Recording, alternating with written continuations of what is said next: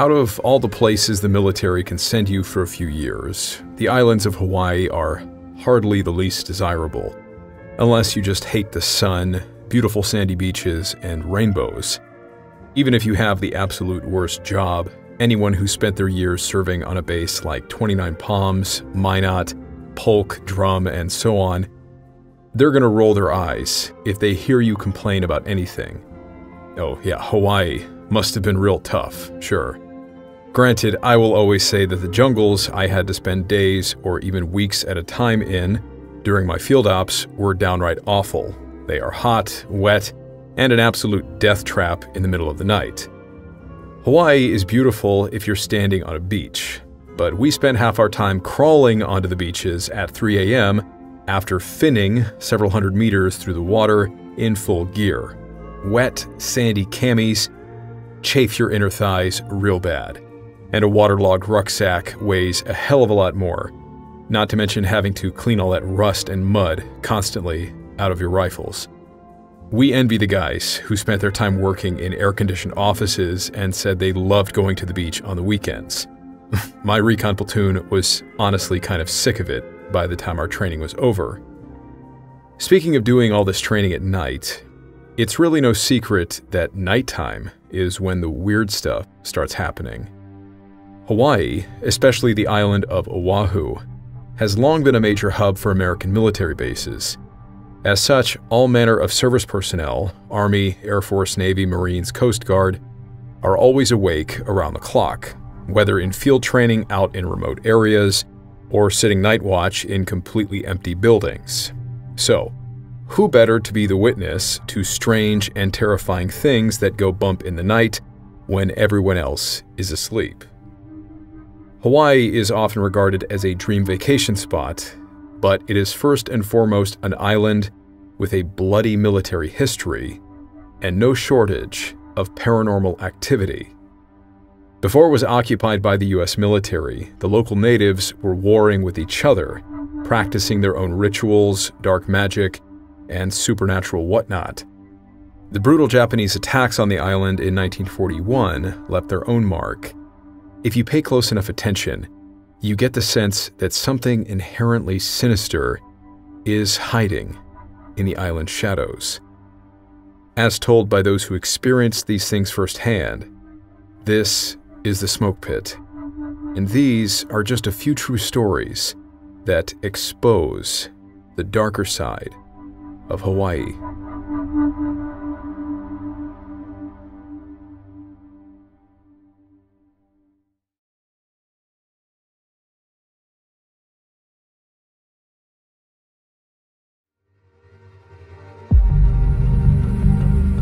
December 7th, 1941 stands as one of the darkest days in American history.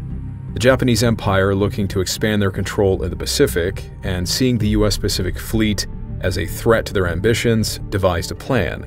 A surprise attack that would knock the Americans out of the war before they even had a chance to join it. In the first week of December, alongside coordinated strikes against US and British bases in the Philippines, Guam, Wake Island, and Hong Kong, a Japanese naval task force positioned itself just a few hundred miles off the coast of Hawaii.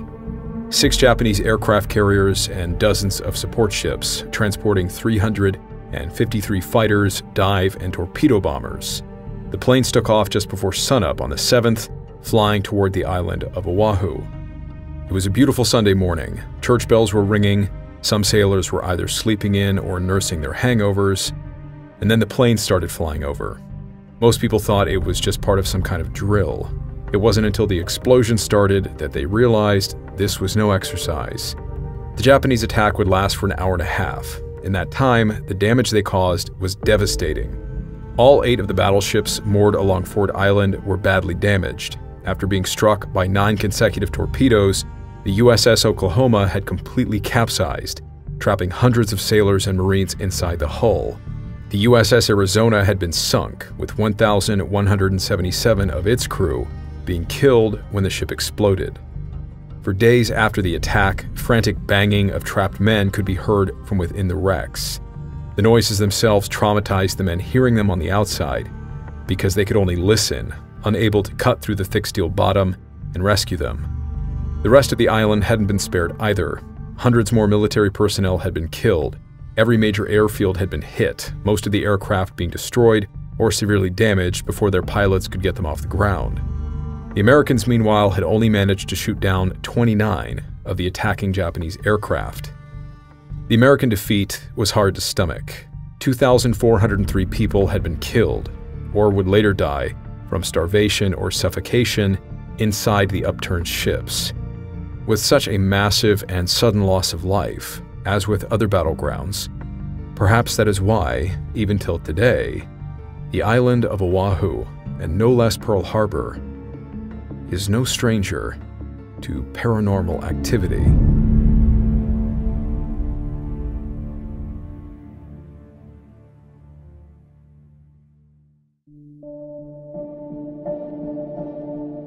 Pearl Harbor remains an active naval base. Because of the brutal attacks in 1941, it has also become a well-known memorial site, receiving an average of 1.8 million visitors every year, and some of them experience more than they expected.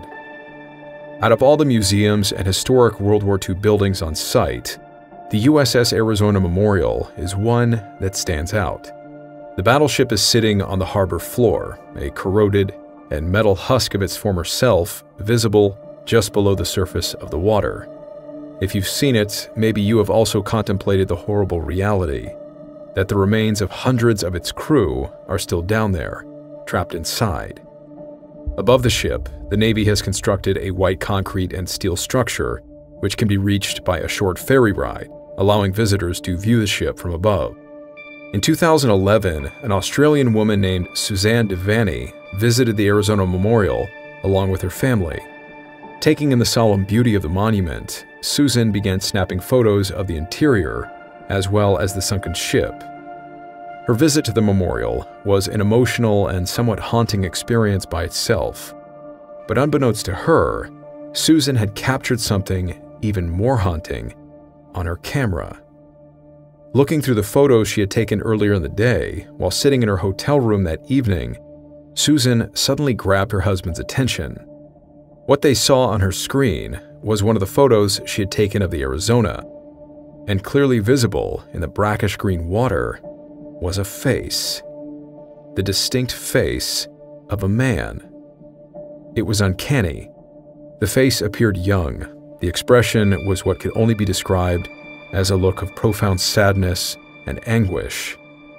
After sharing the photo with her family, it was then posted online before going viral. The photo then made headlines all over the world. As is the case with all things paranormal that are ever taken seriously by reputable media outlets, the photo received both approval and skepticism. Could the face have been one more instance of pareidolia? Of course, 1.8 million people snapping photos of the same location year after year, it's bound to happen. A ripple of water just forms in such a way, the light reflecting off of it at just the right moment.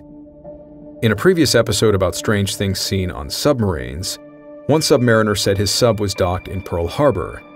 His chief came screaming up to their compartment, saying he'd just seen a man in an outdated naval uniform walk past him. He tried to question him, and then watched the man walk right through the hull of the ship. He may not have grabbed a photo of the man's face, but we could hardly say that his experience was pareidolia.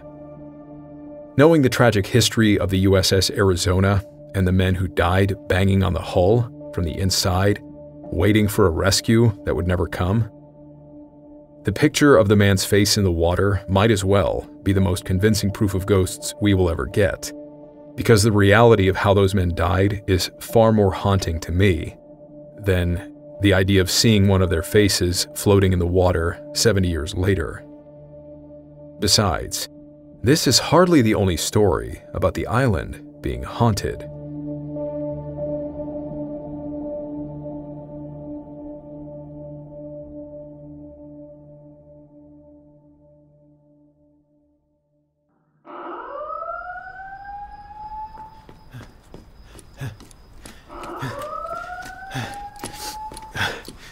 Sergeant. Sergeant. Jacobs. Oh, What's going on? Oh, that's right. You just checked in, didn't you? What do you mean, Sergeant? So, nobody's told you yet. About what? That this kind of thing happens all the time. The alarm's going off? Yeah. Shouldn't we be going inside and... Nope. You can head back to your post. Aren't we supposed to clear the building? That's standard protocol, isn't it? Look, you can go in and clear the building if you want, but you'll get tired of it after the first week. Trust me. Sorry, Sergeant. Am I missing something? The alarms go off every night, usually around 0300 to 0330. Don't you get it? Get what? Boy, you are green, aren't you? Look, you see how the guards sit in that little shack outside the front door of the building?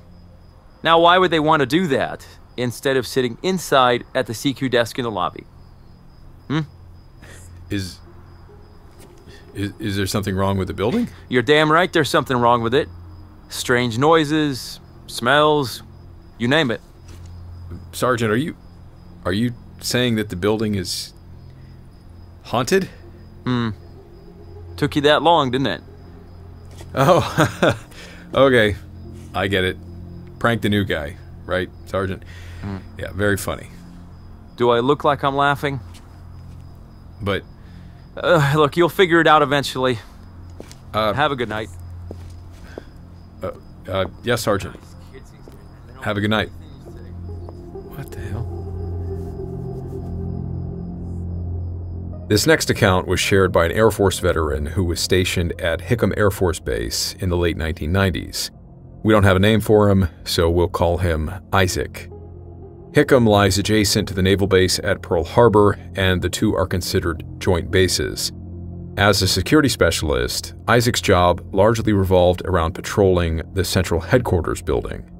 The building itself, it seems, has a very dark history about it. This is one of two experiences that I had while stationed at Hickam Air Force Base as a security specialist on the island of Oahu, Hawaii, in the mid-90s. This incident would occur in 1997. The first day we were processed in, the other troops there started telling us new guys ghost stories. I thought they were just messing with us, until I had been there for a little while. It took all of one shift to start verifying the most prevalent story told on the base. It involves the 12th Air Force Headquarters building being haunted by the war dead of Pearl Harbor. The Pacific Air Force's PACAF command is also located in this building, so it is a very important place that requires strict security. There are manned security posts on the premises, as well as state-of-the-art laser and camera systems blanketing the property. Anyway, a little historical background on the building. During the Japanese attacks on Pearl Harbor, the building was used as a hospital and temporary morgue. Over 1,000 dead servicemen were stored there until their remains could be dealt with properly. Many of them would die in the building while being treated. There was so much blood that the cleanup apparently required stringing hoses throughout the building and washing the floors with scrub brushes. Pretty gruesome. And for sure sets a good stage for some paranormal happenings. Well, the first night on shift, around 3 a.m., the motion alarms went nuts, and the SRT, Special Response Team, was called to respond. I was training with the base patrol that night, so we went that way and provided backup.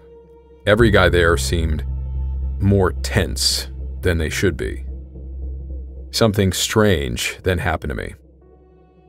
Instead of the SRT going in the building and clearing it, they simply reset the alarm and documented the occurrence. Anyone who knows anything about military security knows this is extremely unusual and not protocol. When we returned to our patrol, I asked my FTO, my field training officer, why didn't we secure the building like we should have? This is what he told me.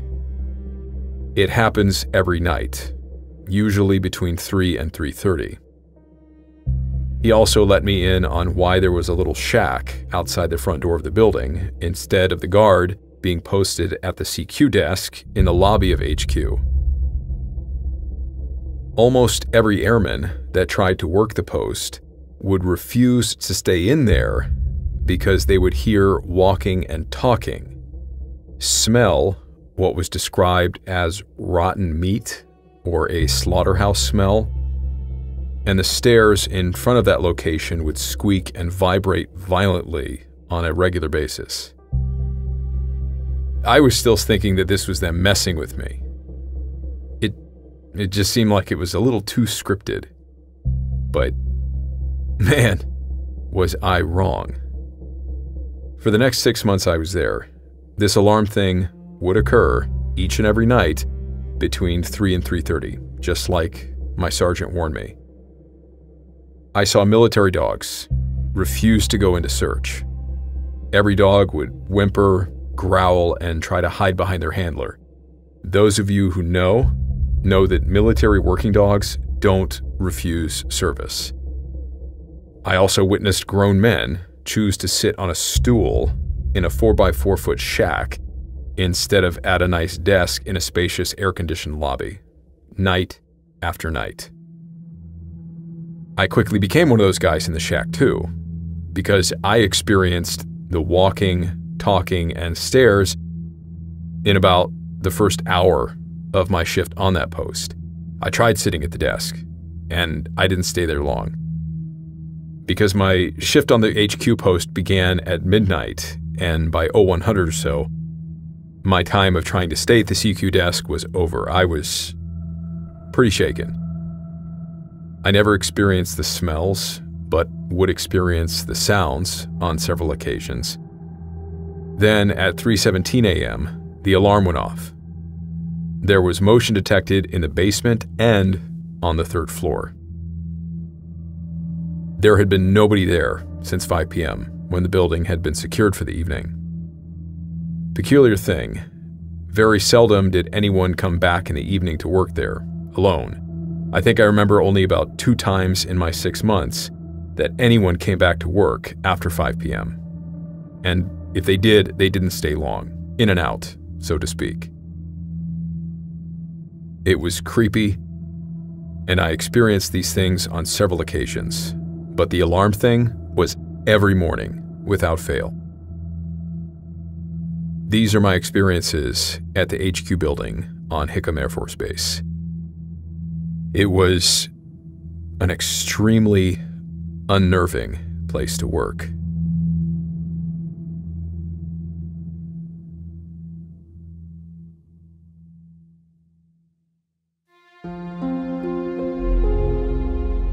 The sheer death toll during the attacks on Pearl Harbor in 1941 are horrifying enough. Hundreds of recovered bodies would have needed a large amount of indoor space to hold them, and the process of identifying them and preparing them for burial must have taken an incredible effort. The dead would have been carried and stored in the buildings closest to the harbor, where the ships were destroyed.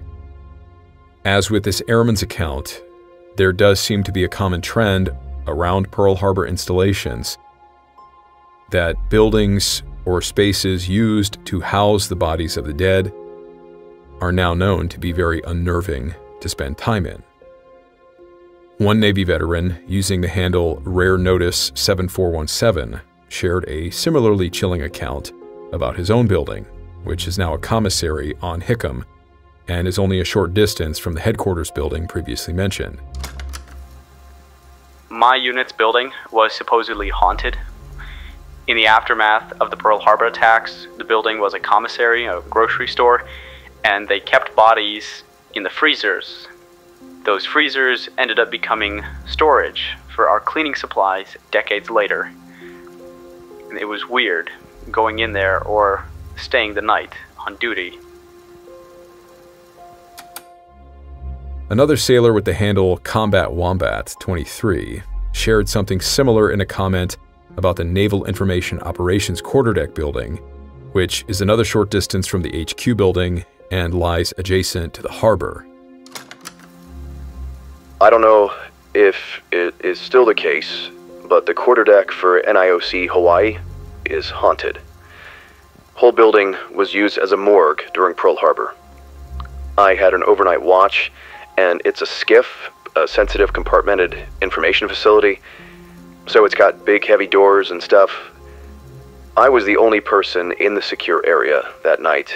Most of the lights were off, and I swear to God, the same door kept opening every time I walked through.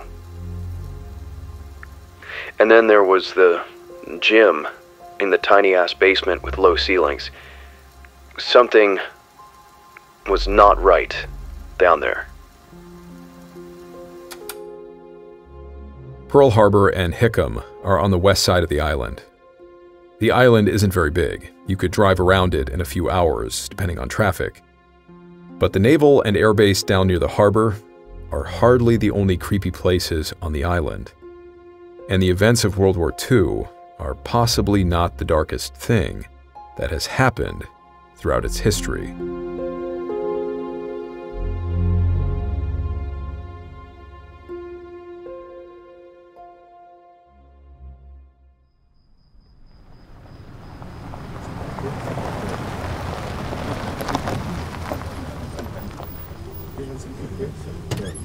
All right, let's get these targets reset. Sir, did you see those people there? Wait, you mean you saw them too? Yes, sir. Why? I thought everyone was gone. Yeah, but I thought... Okay, hold up. Range control, come in over. This is Lima 1. Interrogative, is anyone still on the range? Over. Negative, Lima 1. All packs are accounted for. You should be the only team out there. Over. Hey, did you guys also see those people? The ones dressed in black, sprinting like hell across our lights? Yes, sir. Hard to miss them. Hey, if you guys are op 4, we gotta get these targets reset. Corporal, Yes, sir. there's no Op 4 out here. There's not supposed to be anybody out here. Oh, Whoever's here, this is a restricted area. We are conducting live fire drills. We need you to leave immediately. I don't know why you're even here. We will escort you out if needed, but you need to leave. Now. Hello? There. what the hell was that? Did you guys see that? Okay, Specialist Myers, take your guys and let's clear these buildings out. We don't have time for this nonsense. Whoever you are, darting around between the buildings, we will remove you if you do not leave. This is your last warning.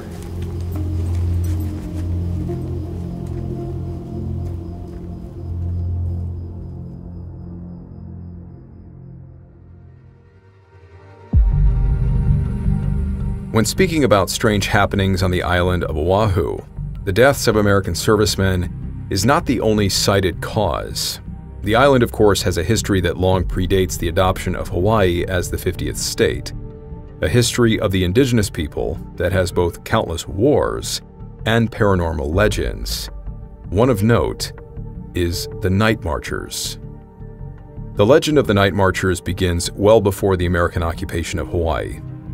In their language, native Hawaiians would refer to themselves as Kanaka Maoli, or true people. This name distinguishes themselves from the Americans and other foreigners who have migrated to the island over the last century. Still today, tensions exist on the islands, especially Oahu, the same as they always have in other colonized nations. Native Hawaiians are descended from Polynesian peoples, those who migrated over from the Marquesas Islands between sometime around the 4th and 7th centuries. And over the following centuries, warfare was not uncommon in Hawaii. Tribes fought over territory and ruling power. Tribes from one island would frequently invade other nearby islands. Even something seemingly as slight as one tribe disrespecting the honor of another could provoke a bloody conflict. The heart of Hawaii's tribal societies were the chiefs. Unlike many modern political leaders, the chiefs of Hawaiian tribes were frontline warriors, which is probably why they were so respected and revered by their people. During times of peace, the chiefs maintained order over their lands. During times of war, they led their men into battle. And a warrior's fierce loyalty to his chief was so strong, in fact, that it didn't end with his death. According to Native Hawaiians, their devotion to the chief carried over into the afterlife. Legend has it that while the ancient tribes of the Hawaiian Islands are long dead, their spirits remain. Not only can they be seen, but they are often heard. These spirits are known throughout Hawaii as the Night Marchers. But if you thought these entities were something only talked about by the natives, you would be wrong. American soldiers, sailors, and Marines stationed on the island have been sharing stories about them for decades.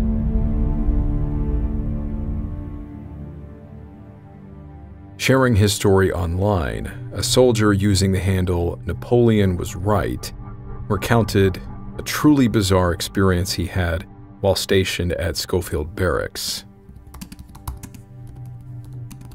We were doing a live fire exercise on a set of buildings.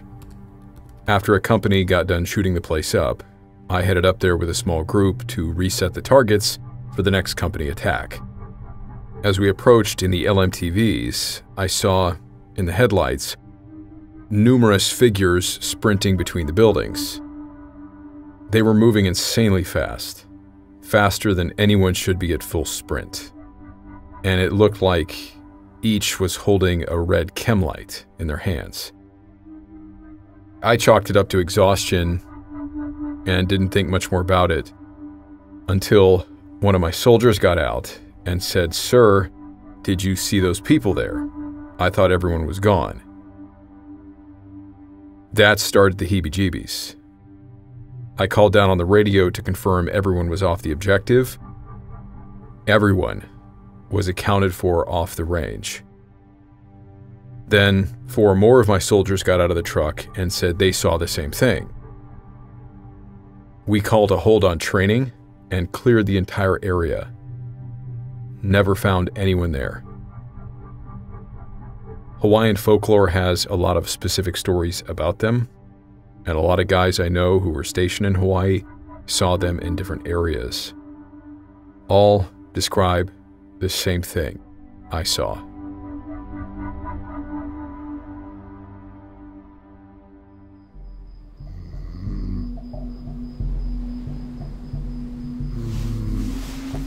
Hey, guys, is there some kind of luau going on or what?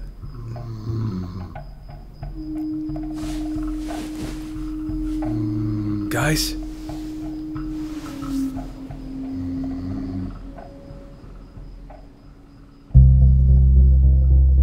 This next story was originally submitted to Nick Orton for publication in the Tales from the Grid Square Project. In it, an anonymous Marine recalls an encounter he had while stationed at Kaneohe Bay.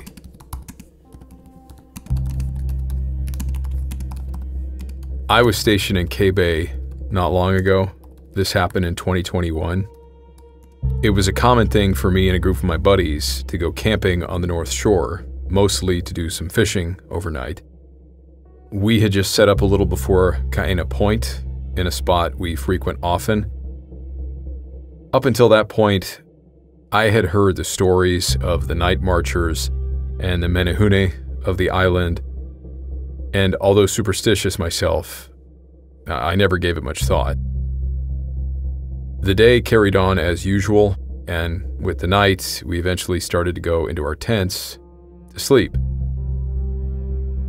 At around 0200, I woke up to the sound of marching and drums off in the distance that were getting closer to our campsite.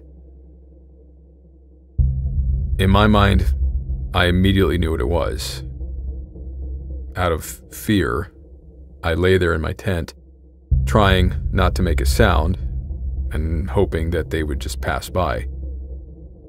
Thankfully, the sounds eventually started to grow distant and were soon gone.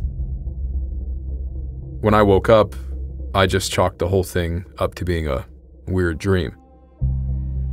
The next morning, I didn't mention anything to my friends and started to pack up. But just as we were finishing, an older Hawaiian woman, who I assume was also camping nearby, came over to us and started asking if we heard the marchers last night. Come to find out that where we had set up is a known path for the night marchers to be on.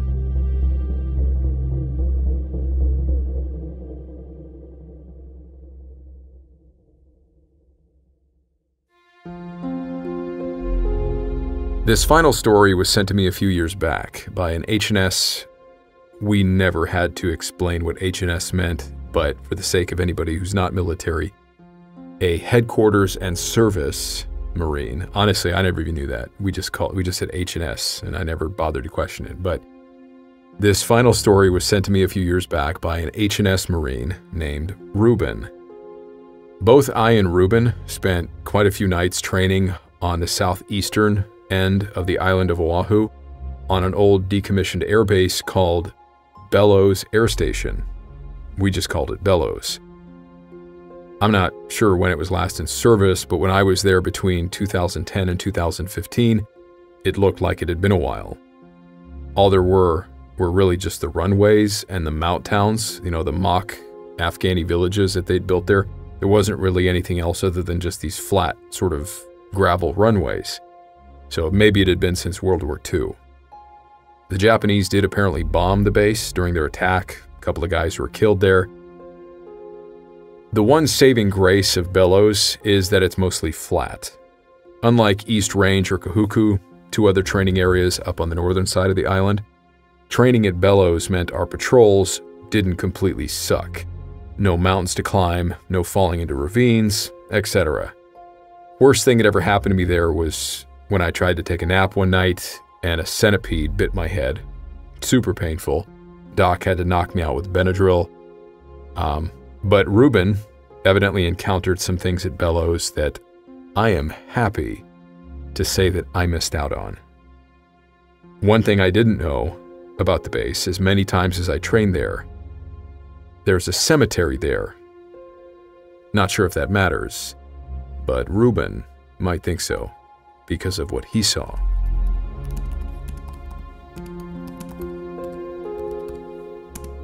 I was an HNS guy with a force recon unit out of Kaneohe Bay, Hawaii.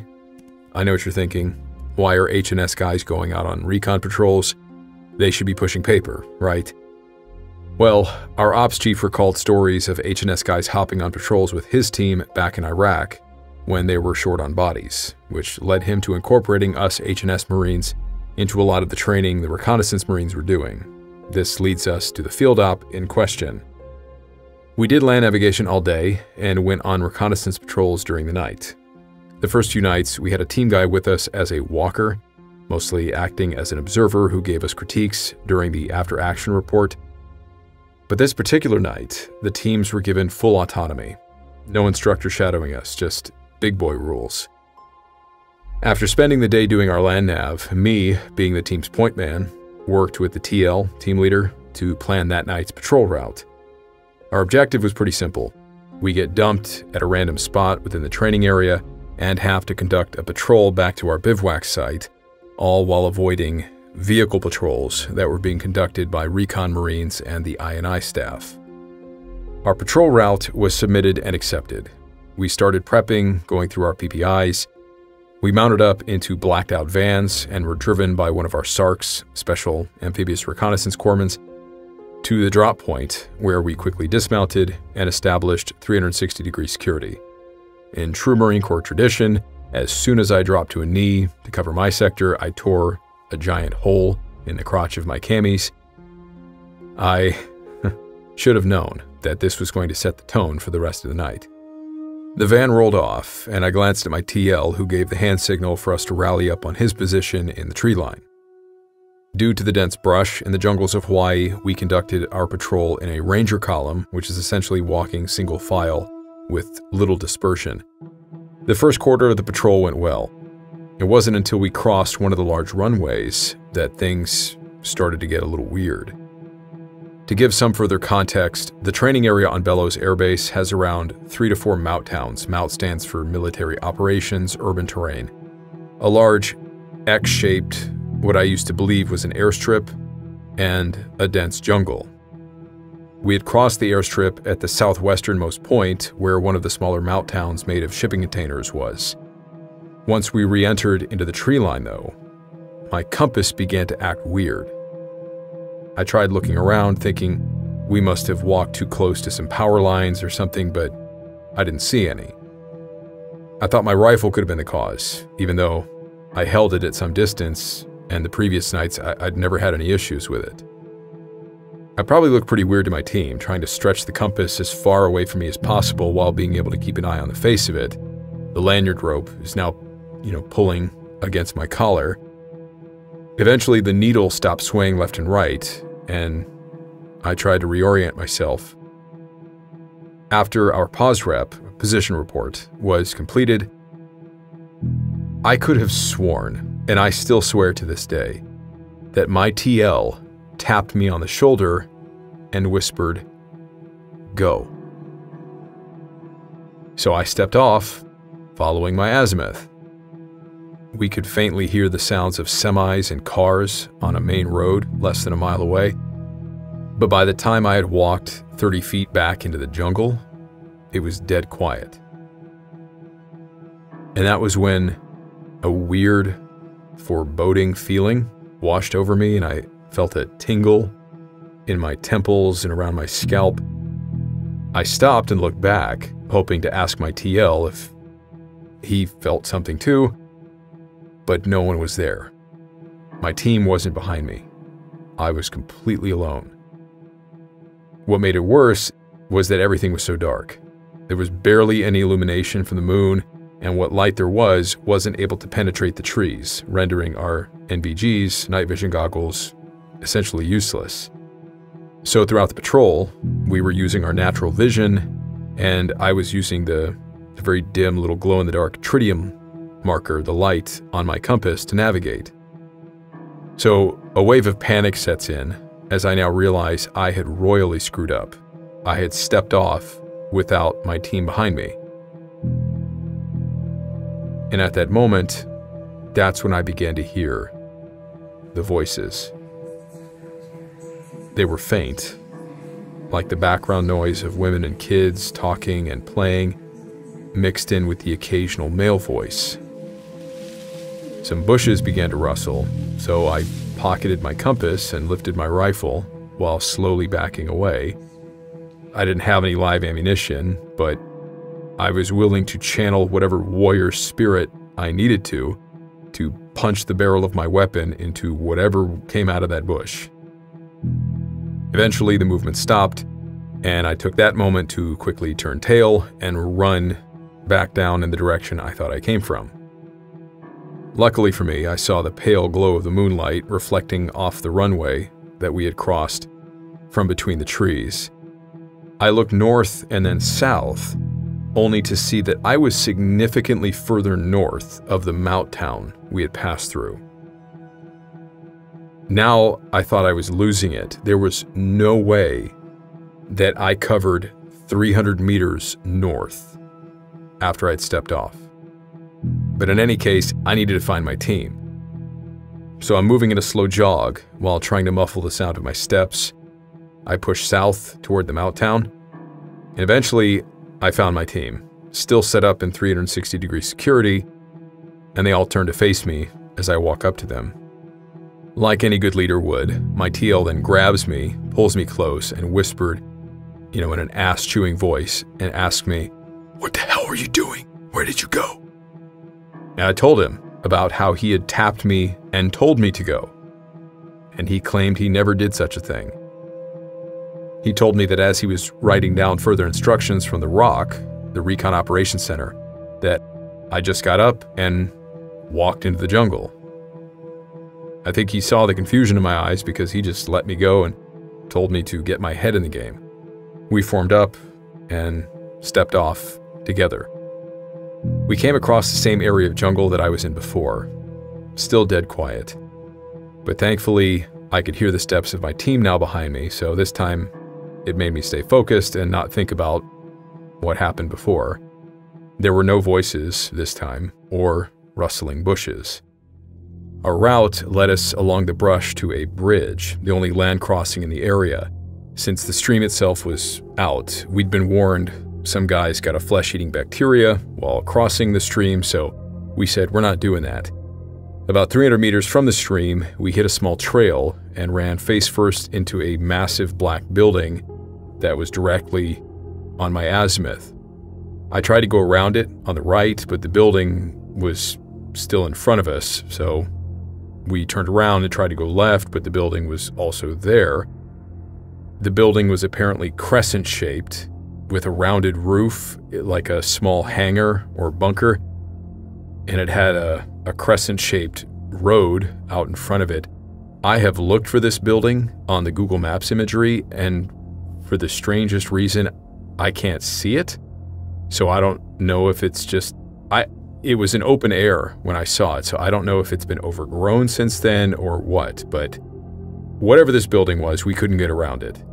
So my team leader and I did a map check under our camo tarp using a red light and confirmed our position using a nearby T intersection. Since GPS wasn't allowed during training, we settled on following the trail to the stream, even though it raised our risk of running into another patrol, staying out in the open like that. So with a final look at this strange moon-shaped building, we set off down this trail and get back to where the stream is, which has 2 parallel roads running on each side of it. So we're moving alongside this very tall grass that is bordering the road, which is bordering the stream, and I see headlights coming near to the bridge. So I alert everyone, I say, vehicle, vehicle, vehicle, and we have to force our way into this thick elephant grass. We could barely get a few feet inside of it. The van that's looking for us, that's driving around with its headlights on, speeds past us. It then turns around and comes back a lot slower, almost like it maybe saw something, like it's looking for us in the bushes. Well, it doesn't see us and it drives away down the road. But then when we exit the elephant grass, I notice some movement out of the corner of my eye. I caught a brief glimpse of someone across the stream walking against the tree line. It looked like a person walking down the road. But the way the moonlight was hitting him, I don't know. It just didn't look like a guy wearing camis. It was weird. I froze, even though I knew this guy probably couldn't see us because we're in the shadows on the other side. And I told my TL, who saw this guy too, who looks like he's just like walking down the road. So I pull out my nods to try to get a good look at him. Now that we're out in the open, I can actually use my NVGs. But as soon as I put the nods up to my eye, this guy's gone. No idea where he went. Just disappears. I have no idea what to make of this. And not knowing where this guy went, if he's one of the role players that's gonna compromise us, if he sees us, I don't know. So we move along the tree line to the bridge. It's wide open. We got no choice but to just sprint across the road one at a time and then immediately take cover in the tree line on the far side. So one last check for danger. My TL taps me. I nod and we start crossing one at a time. I sprinted across the bridge and took cover in the trees on the far side. I was then joined by the rest of my team. The team's radio operator then asked to go take a leak. He got permission from the TL. And halfway through, I see headlights coming fast down the road, so I warn the team, and in the dark, and this is kind of funny, I watch my TL tackle the radio operator midstream, mind you, to make sure that he's out of sight. And we're all very tense, worried that this van and their headlights are going to catch us, but the truck just passes by and keeps going, so we relaxed again. And now the RO is moaning about something, basically saying that he thinks he scratched his junk on a sharp stick when he got tackled. I mean, we had to laugh. Once the ATL got a radio check, I reset my azimuth and we moved out, and the rest of the patrol was pretty straightforward. After dodging the van again, driving by, we exfilled and returned to the bivouac for debrief. So afterward, I found the guys that were driving around in the van looking for us. And I told them, hey, you guys drove right by us when we were near the stream, and when we crossed that bridge. And it was around this time. So, because we were outside the elephant grass, and I did not see anybody walking along the road on the other side. But after the van left, that's when somebody appeared. So I was like, which one of you guys got out of the van to go take a leak or something? Because I was looking for you with my nods, and I didn't see you. And all these guys had no idea what I was talking about. They said that nobody ever got out of the van, and there shouldn't have been anybody else walking around the training area except us. So, who was the guy that we saw? And moreover, who was it that tapped my shoulder if it wasn't my TL? That was one of the creepiest patrols I've ever been on.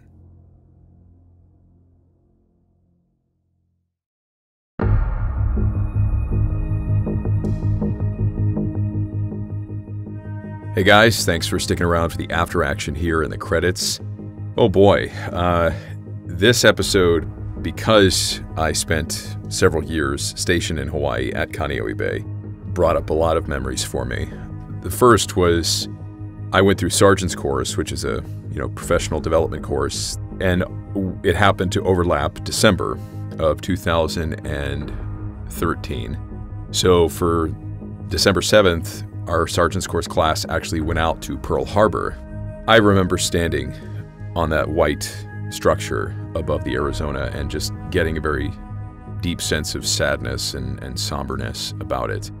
I don't think you have to witness anything paranormal to really get a sense of eeriness about the location and about the ship itself. And then later, when we went back over to the Kaneohe Bay side, we actually were able to meet some World War II veterans.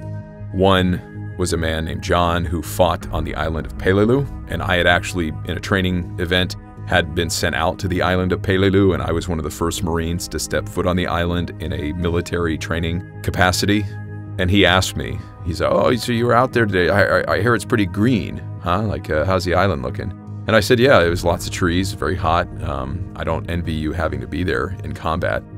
He's like, all those trees? Yeah, those weren't there when I landed.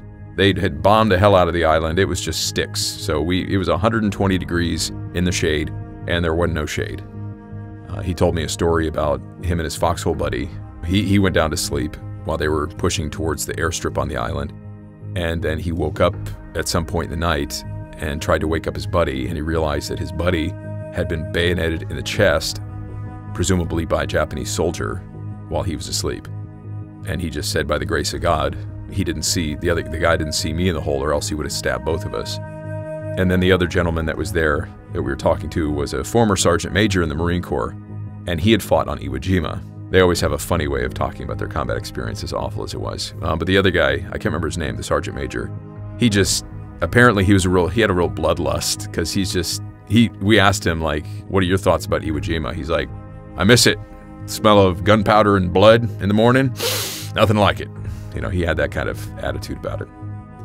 Ruben's story on the back end of this episode, I really enjoyed reading it because for me, he is so descriptive in his recounting of this one patrol. For me, it was like reliving one of my own patrols. I remember walking around Bellows. I remember every single tree, piece of brush, the grass, the flesh-eating bacteria in the stream, the little bridge that they had to cross. I remember all of that because I was a point man like him. And so I had to do the route planning. I had to guide my patrols across all these things.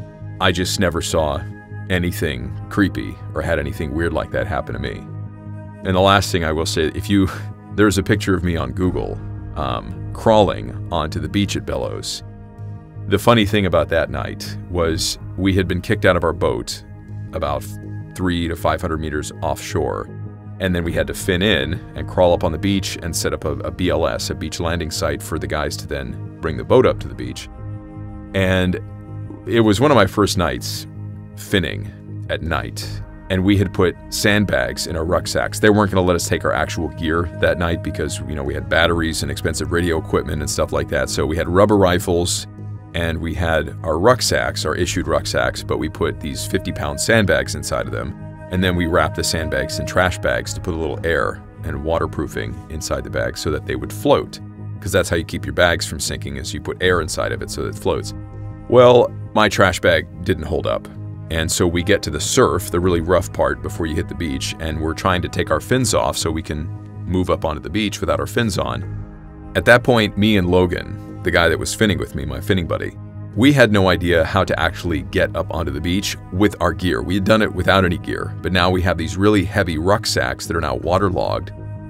So my thought was, while we're in the surf, just still kind of treading water, let's put our rucksacks on our backs, because we're going to have to low crawl up the beach. You couldn't walk up the beach. We had to low crawl, maintain a low profile, that kind of thing. So I helped Logan put his rucksack on. You know, it's hard to put the straps on when you're being tossed around by the waves. Well, we were dragging our rucksacks using a length of rope.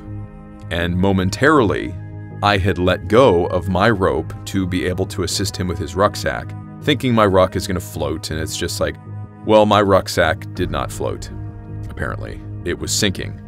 And when I let go of that rope, my rucksack disappeared. I started panicking. I'm like thrashing around, like looking for it. I don't have any scuba gear or anything. I have my goggles, but I'm like diving into completely dark water.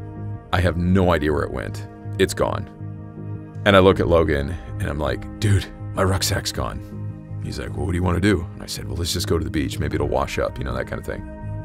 So we crawl up on the beach, we do our thing, we're digging holes, we're setting chem lights, we're making the landing site for the boat to come up. Photographer comes up, he's taking pictures. Well, my lieutenant, who I thought was kind of a dick, walks up to me and he's just basically trying to take the limelight of the camera or something at that point, I don't know.